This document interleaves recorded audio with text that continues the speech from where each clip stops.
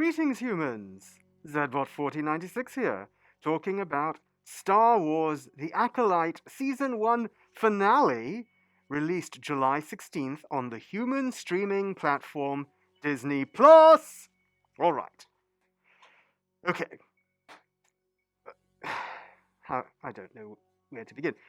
While it avoided the worst cliche we feared in our halfway check-in at episode 4, namely that the bad guy would just be the hero's parent, what was new couldn't make up for the problems laid out in the run of the show. Well, let's elaborate. Star Wars has galaxy-wide appeal, of course, and like any lasting story, new iterations must stay authentic to the original story, while telling a captivating new story around its theme. Now, we should know that the core theme of Star Wars is that a spiritual belief in being good can provide strength, wisdom, and inspiration for those around us, and can even defeat mechanized totalitarian oppression. This is borne out explicitly in the original film, and it is the theme stated by Darth Vader himself. Don't be too proud of this technological terror you've constructed. The ability to destroy a planet is insignificant next to the power of the Force. It's a simple theme, but truly universal. Each following great Star Wars story, from Empire to Jedi to Andor, has anchored on this theme to tell bigger and sometimes narrower stories that still resonate as authentically Star Wars. Beyond its theme, Star Wars is also the canonical example of the film genre space opera, a mashup of science fiction, fantasy, and fairy tale, all delivered through visual and well-crafted storytelling. This is, of course, distinct from space opera as it is known in the galaxy at large. For running coverage on that topic, check out the channel of my fellow Zogplexer, Figarobot 1786. Anyway, back to the human space opera Star Wars. It's a lot to measure up to, admittedly. We have seen many attempts to tell a Star Wars story, many of which fell flat. In contrast, The Acolyte did have several key positive elements. Saul was a layered character, played with great care and passion by Lee Jong-jae, whose finally confessed guilt over his choices in the Witch's Fortress.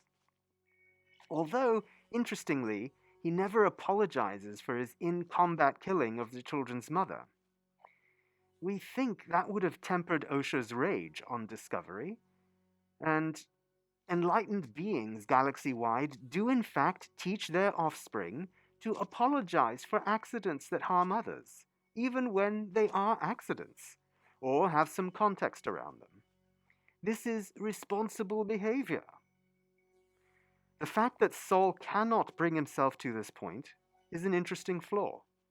Perhaps an intentional character flaw, or perhaps just a way to cut a corner to get to a character outcome for Osha.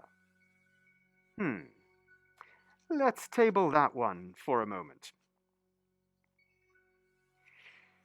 We also appreciate what Saul's example illustrates of this era's Jedi at large, that they exist in a decidedly gray area relative to the Jedi in the movies. This maps to the gray area of the rebels in Rogue One and Andor, and even the gray area of rogues like Han Solo and Lando Calrissian in the original trilogy. We appreciate this complexity forming the backdrop here, where the official peacemakers, or peacekeepers, are living with a cover-up of a murky situation, which is then resolved by another cover-up of another murky situation. That's actually interesting, in no small part due to the relatability of this issue when peacekeepers have very little to no oversight. When that Martian Manhunter senator made that comment, that was somewhat compelling. So there are good things happening here. Now, this gray area of the Jedi is matched by a gray area of the Sith. Yes, we are relieved that the Sith Lord in this series was revealed to be the previously comic figure Camilla, played very convincingly on both parts of his role by Manny Jacinto. And that role, that character, follows the fairy tale theme of powerful characters hiding as the jester in plain sight in order to learn more about their opponents. Great. We saw that in Foundation, we've seen that in fairy tales. Great. We further appreciate that there is complexity to Camilla's dark side rationale, not unlike the complexity expressed by Darth Bane in Drew Karpyshyn's novels, starting with 2012's electrifying Path of Destruction.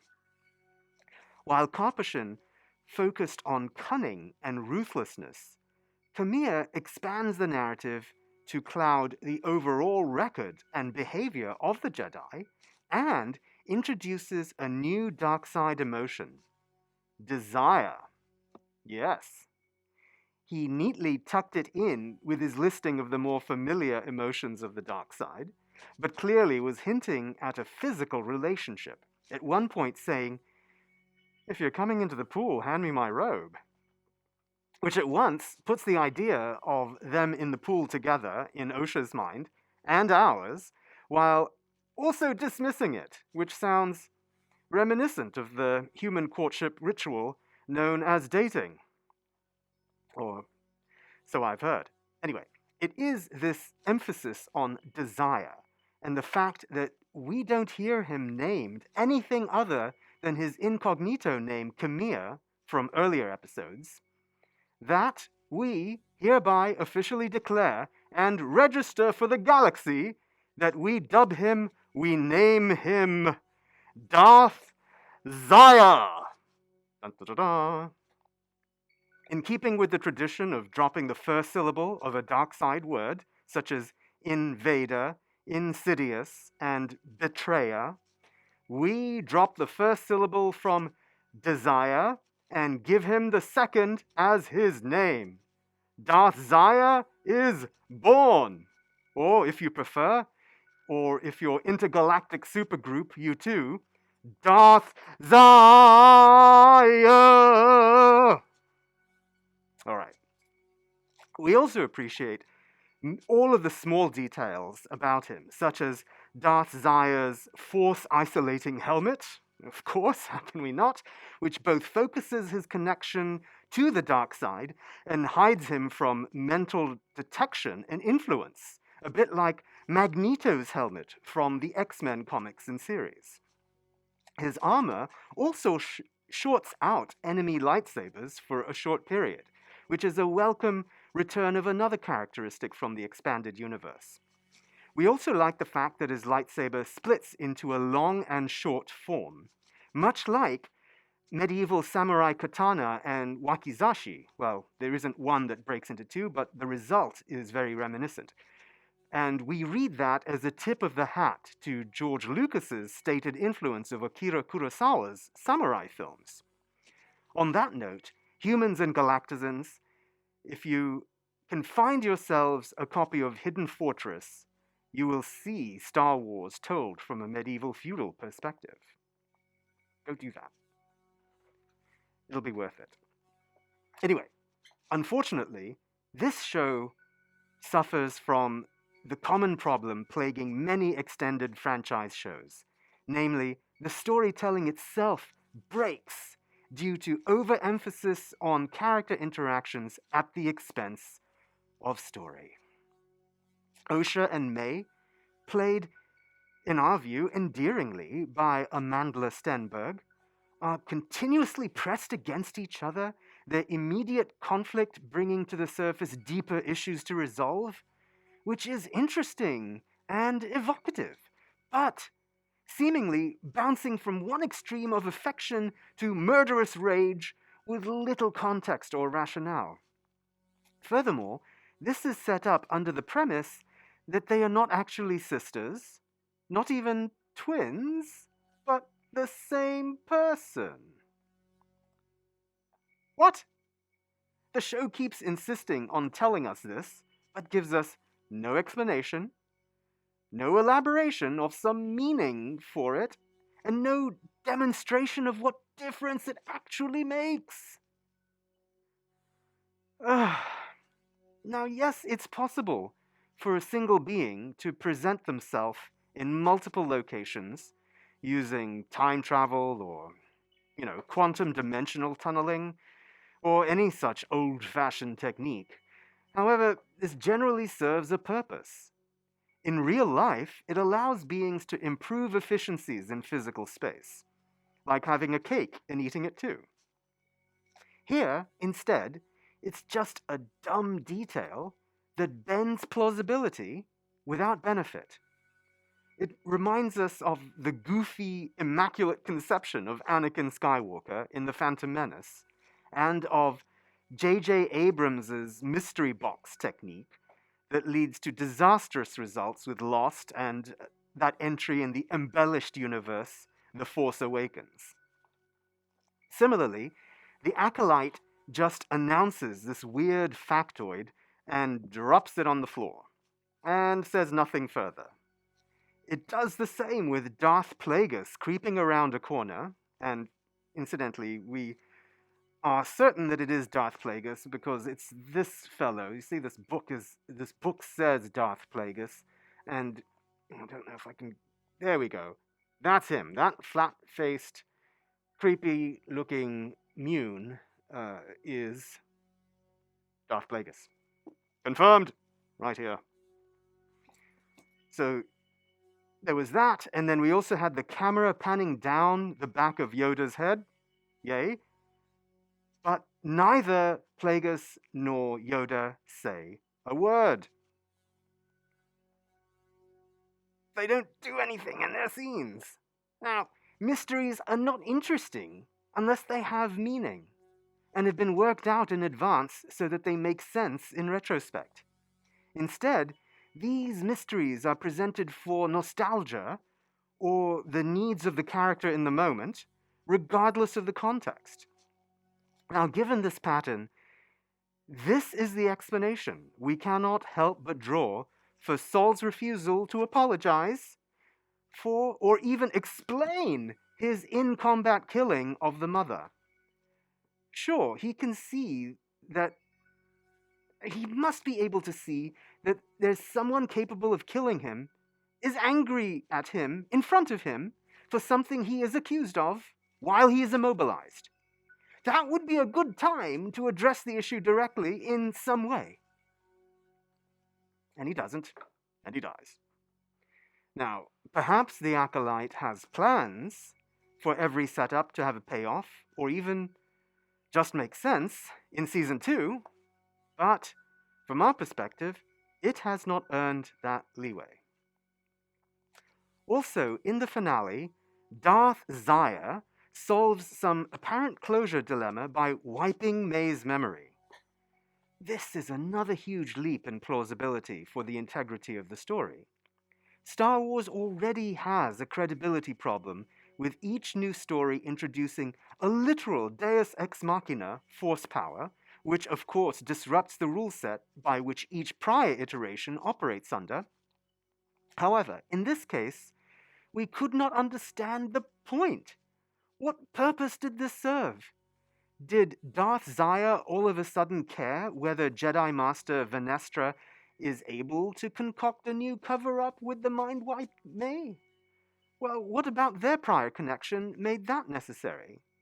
But more importantly, why would Osha and May agree to such a drastic and destructive alteration to their relationship, after struggling for a decade in isolation from each other, and finally reconciling and being together, to then agree to be artificially separated again? Their motivations for their paths, Osha to train with Darth Zaya and May to hang out with the Jedi, seemed lukewarm at best and irrationally sudden at worst. So agreeing to tear themselves apart again seems like a very wrong and wildly out of character choice for them to make. Which brings us to the last, most pressing issue about this show. In our halfway check-in, we expressed the concern that we couldn't tell where showrunner Leslie Headland was going with all this. Our sense was that this could be by design. Playing with the audience's and the characters' perceptions can be a compelling story device, as we saw in another Kurosawa film, his 1950 masterpiece Rashomon, in which a crime is recalled from the subjective and contrasting perspectives of 3 different people. In that film, the device reveals the theme, that everyone shows their ideal self by lying. But also, the different versions are colored by the self-serving manipulations of the story by each teller. However, here in The Acolyte, the answer, as near as we can tell, is that they didn't really figure out where they were going. First, the theme of Star Wars, which is about how a spiritual belief in good can defeat totalitarian power, is gone, or at least suppressed to a subconscious level. So if that's not the theme, what is the theme? What was the point of everything we just saw? Just the Rashomon theme about revelation through partial telling? No, that's not it, because Rashomon relies on the lies of the different versions of the story to tell a bigger truth about human nature. Hence, the story here in The Acolyte is just told out of order for dramatic impact. So if that's not the theme, then is it that the good guys and the bad guys can be shades of grey? Maybe, but that's not a theme. Especially when there's no outcome, it's just a setup for something else to happen. So maybe the theme is that family is stronger than tribe. But that's not entirely validated either in this story, given how Osha and May pinball between hugging and stabbing at each other depending on the needs of the moment. Maybe it's all of the above in some regard? Perhaps that was the attempt, but even that seems very unclear, because the plot makes little sense. It's very hard to read a theme through behavior that doesn't add up. This is all somewhat disappointing, since we had high hopes for an original story, presenting original characters with a galaxy of diverse performers for the galaxy of audiences to relate to. And while the Acolyte season finale has some strong elements in its lead characters of Osha, Sol, and Darth Zaya, the story overall lacks logic and meaning. Therefore, this show earns a mixed review rating. And so concludes this human version of our review. If you have feedback on it, please write in your comments so that we can upload the galactic version to Zogplex. You can expect more reviews of streaming shows, theatrical movies, and 4K home video releases as we continue to engage with your human rectangular content. Now, please watch, like, subscribe, and comment so that we can continue to have the human voice reflected in the cosmos. Until next time, farewell, humans.